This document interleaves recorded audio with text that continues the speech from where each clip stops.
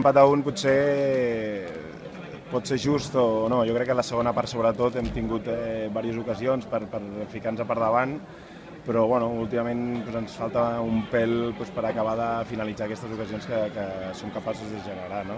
Jo crec que l'equip ha estat bé, hem estat molt ficats, molt sencers, hem treballat bé en defensa, hem generat i l'únic que ens ha faltat és una mica la finalització, no? Aquestes ocasions que hem tingut de no acabar-les. Però bueno, almenys hem trencat la dinàmica, jo crec que la gent ha vist un bon partit, s'ha vist un espectacle bo, el Barça és un molt bon equip, té jugadors de molta qualitat, molt bé la pilota i bueno, hem d'estar contents, no?